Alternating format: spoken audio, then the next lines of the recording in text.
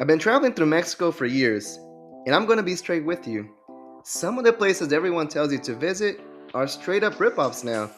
Tulum's a $300 a night beach club, Cancun's a spring break factory, and Cabo, don't get me started. But here's the thing, right next to every overpriced tourist trap, there's a spot that's better, cheaper, and actually still feels like Mexico. Now I've been to all of them, and here are 5 swaps for your next trip. I'll start with the one that stings the most, because I really used to love Tulum. But the last time I went, I paid more for a taxi from the hotel zone than I did for my flight. The beach looked like a seaweed carpet, and my authentic cenote tour had a DJ. Tulum in 2026 is basically a Miami Beach club that charges in pesos. Here's where you go instead. Bacalar.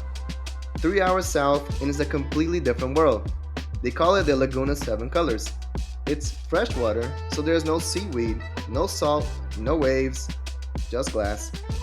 You rent a wooden pontoon for the day. Kayaking to cenotes are actually quiet, and staying in an eco lodge literally on the water, for half of what you drop in Tulum. All the bohemian vibe, zero beach club noise. So that's the Caribbean coast. But what about the place everyone flies into and never leaves? And yes, we are talking about Cancun. Cancun's hotel zone is basically a shopping mall with a beach attached. Now don't get me wrong, if your goal is an all-inclusive wristband and a swim-up bar you never leave, it delivers. But you didn't fly to Mexico to eat at a cheesecake factory.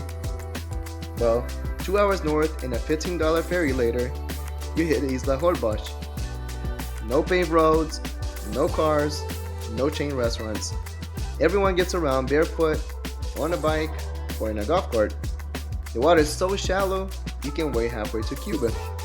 And if you go between June and September, you're swimming next to whale sharks, the biggest fish in the ocean, about an hour off the island. It's surreal. Cancun will sell you a swim with dolphins photo package for $120. Holbox puts you in the water with a 30-foot wild animal for roughly the same price. You decide which one you like best. Plus the island runs on a different clock. No nightclubs, no party buses, just sand floor bars, fresh ceviche, and sunsets from a sandbar in the middle of the ocean. Now a quick one before we keep going. Have you ever shown up to a hyped up destination and immediately thought, this is it? Drop your worst tourist trap experience in the comments. I genuinely want to hear the horror stories. Well, enough about beaches. Let me take you inland to a city that you should be on everyone in Mexico's itinerary and somehow isn't. Yes, and I'm talking about San Miguel de Allende first. San Miguel de Allende is gorgeous. There's no denying that. It's also been named the best city in the world by every travel magazine for the last decade, and the prices reflect it. The rooftop cocktails, they hit $18, and half the shops sell artisanal candles for $40.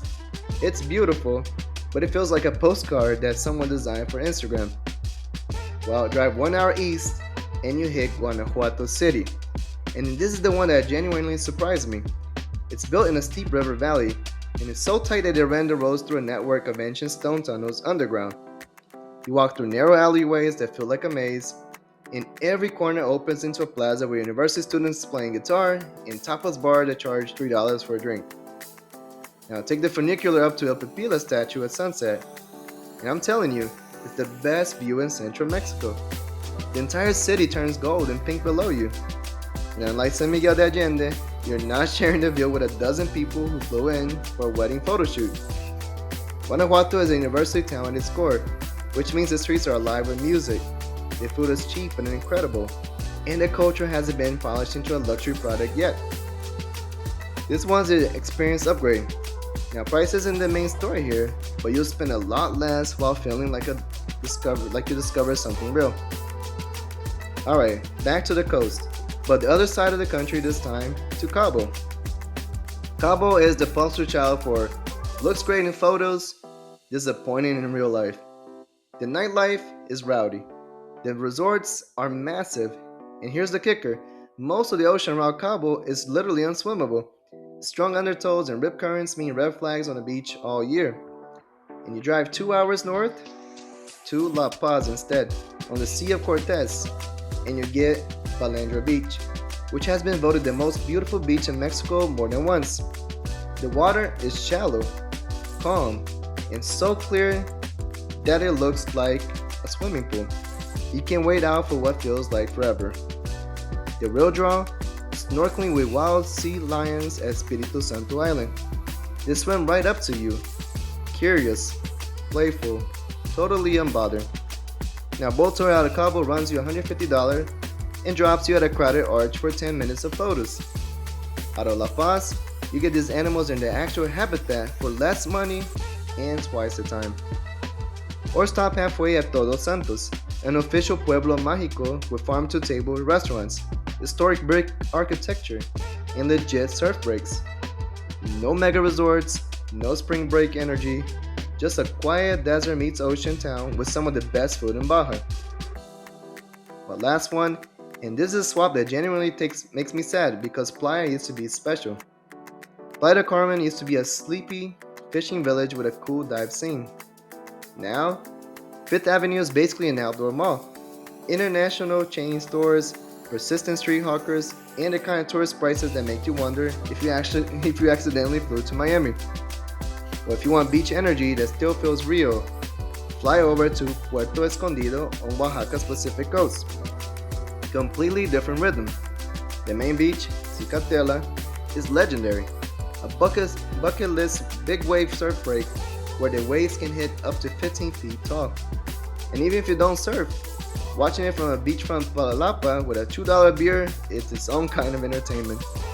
And right around the corner is Carizalilo, a sheltered bay with gentle waves perfect for swimming and beginner surf lessons.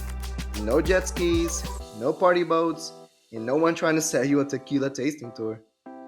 Then you layer in Oaxaca's food scene, which is arguably the best in Mexico, and it's not even close.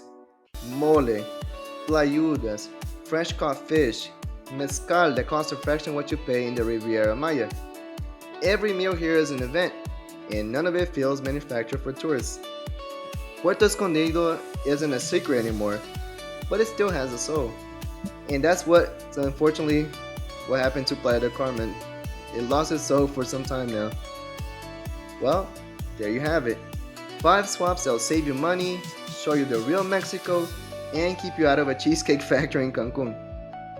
Now I got dozens more of these, so if you want a part 2, let me know in the comments which of these you could actually visit.